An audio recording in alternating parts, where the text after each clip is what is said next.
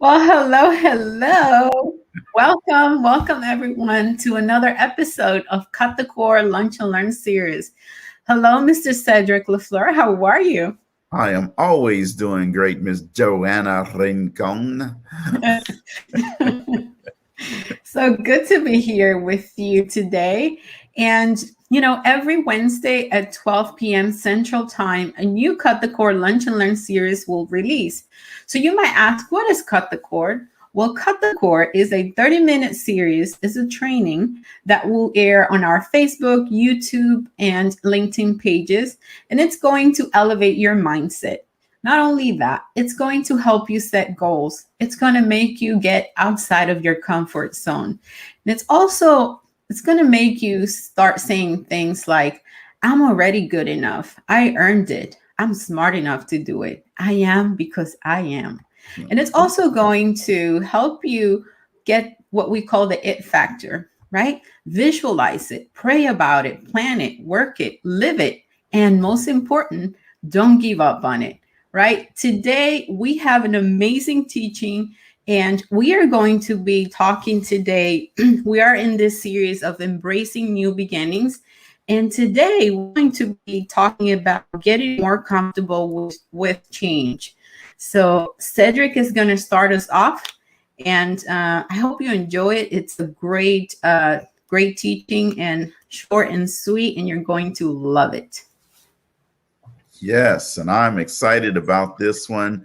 So let's just get running, folks. Getting comfortable with change is important. See, dealing with a change in your life can be downright uncomfortable. And the larger the change, the more uncomfortable you'll feel. That just means you're growing, you're stretching, you're getting outside your comfort zone. Sometimes, though, you'll be confused, unsure, unclear, maybe even lost. And that's okay because you're stretching, you're growing, you're going to a whole nother level. And although these feelings are completely normal, there are several ways you can help yourself become more comfortable with change, and we're going to share those with you. Yes, that's right. And the first one that we want to share with you is to let go of the past convictions. You see, if you face a big change, you're going to have to let go of the way things were before.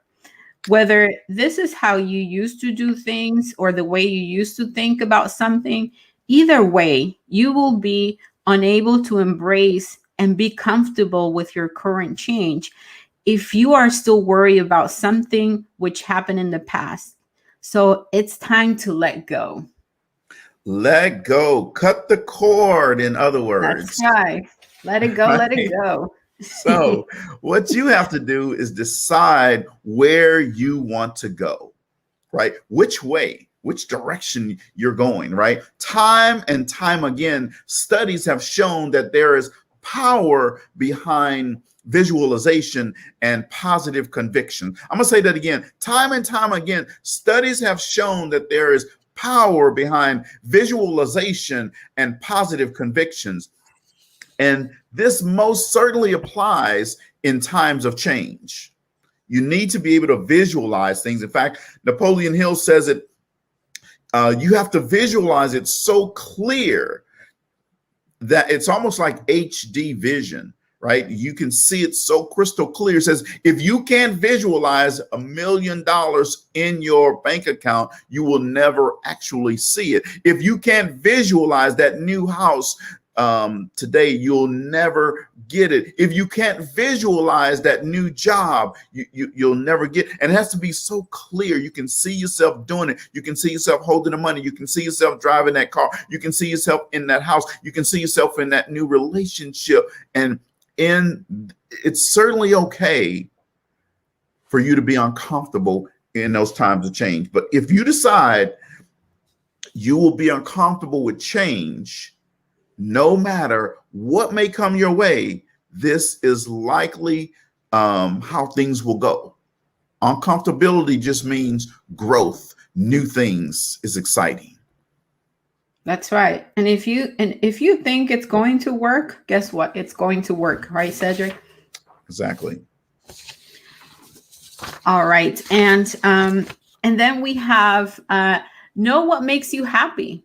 You see, in times of stress, it is super important to know yourself and how best to release your stress. If you are facing a especially uncomfortable part of a change, it can help you do something you do find comfort, to listen the freeing of discomfort. Okay, a lot of times, we just want to go, we just want to swim against the water, right? So you want to find what makes you happy. You want to find those things that really are going to help you gain momentum, right? You're not going to impose things that will actually make it feel so uncomfortable that you can make the change. So know what makes you happy and start doing some of those things. Yes, absolutely.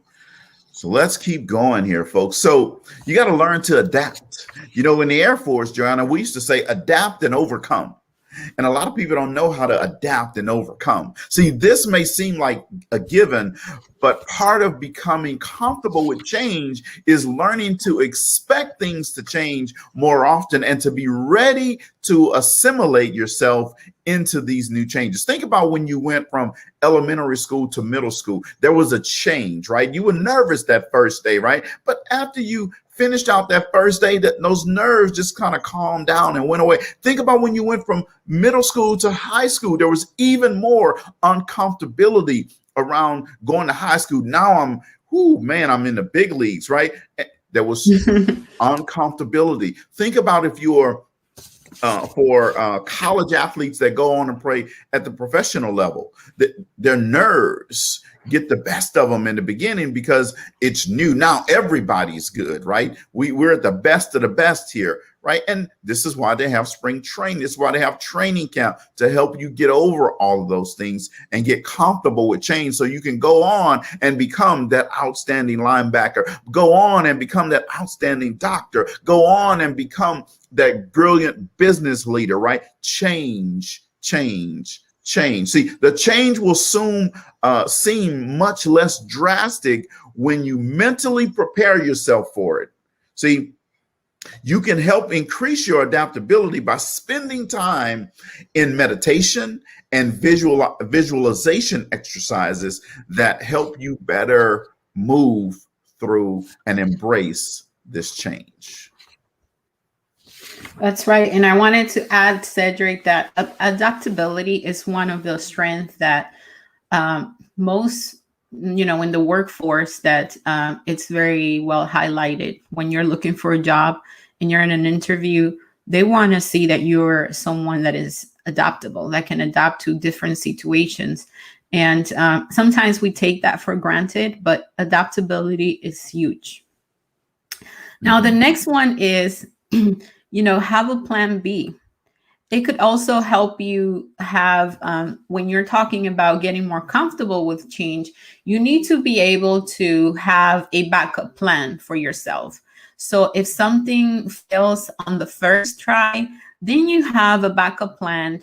And in the meantime, until you go and try it again.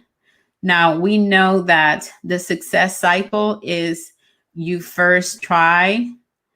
And if you go, you try, it didn't work, you fail, then you get back up, you try it again, and then you continue. And then that's how you become successful in life. Going and trying new things, having a plan B. You can have a plan B, plan C, plan D. Sometimes you don't even have to execute none of those plans, right? But you already have a vision.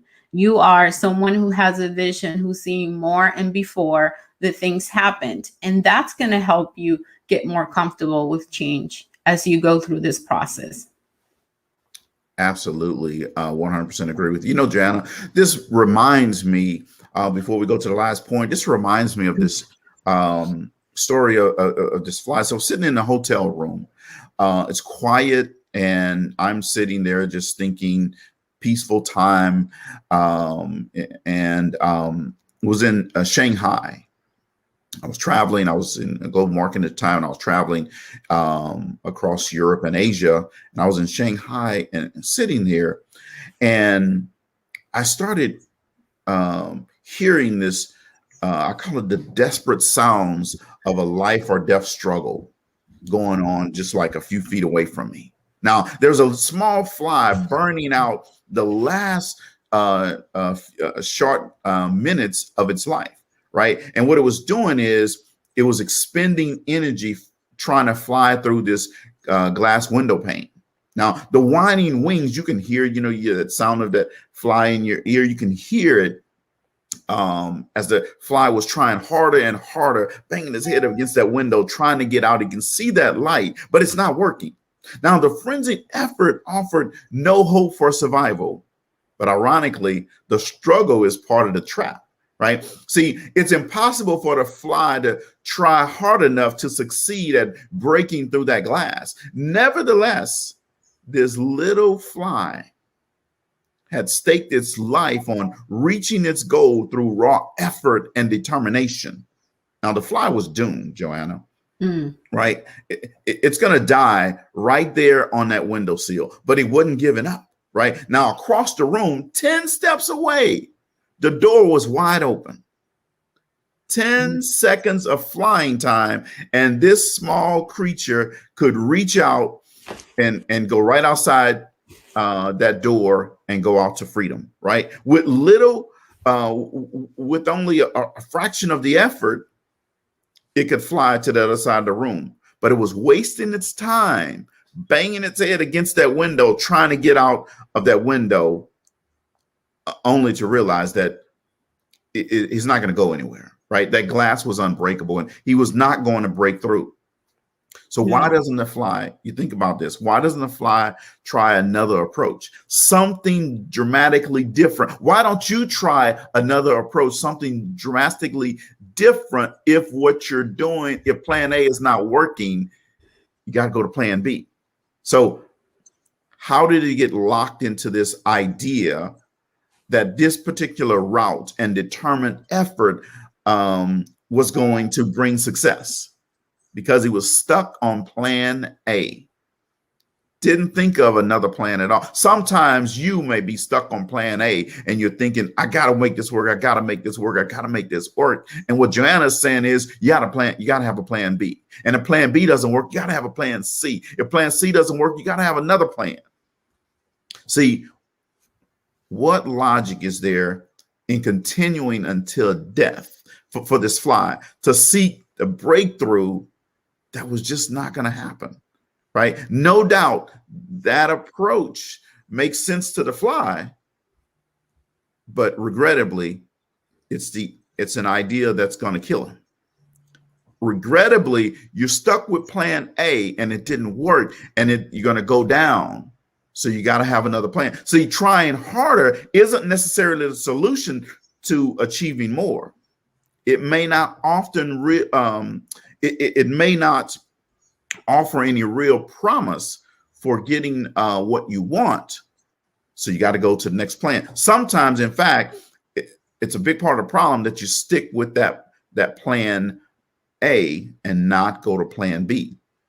So let me tell you this. If you stake your hopes for a breakthrough on trying harder than ever, you may kill your chances for success. So go to plan B. Sometimes it requires you to try something new. Now, let me finish out here. Getting more comfortable with change. Overall, change is uncomfortable, folks. I want to make sure that you understand me. Overall, change is uncomfortable, but you have to, but you can help increase your comfort level by learning to let go, learning to move on to the next plan, knowing where you want to be and the things that you want in life that's going to make you happy is important in this process. Change is inevitable. So increase your comfort with change by learning to adapt and prepare for future things before they arrive. And when you do that, folks, let me tell you what. You'll take your life, you take your business, you take your relationships, you take everything that you do to a whole nother level. This has been a great lesson, Joanne. I really like this lesson. I already know a couple of clients that I'm going to use this lesson with. for their team. So I'm excited. Make sure you share.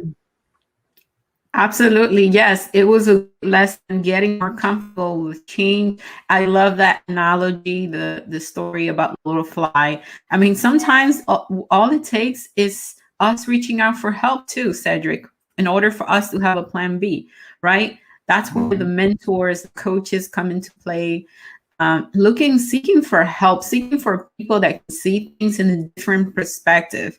We know that when you are in the frame, you can't see the picture when you are in the frame, right? So I absolutely loved it. So this has been an awesome experience today. I hope you all enjoy it so much as we did.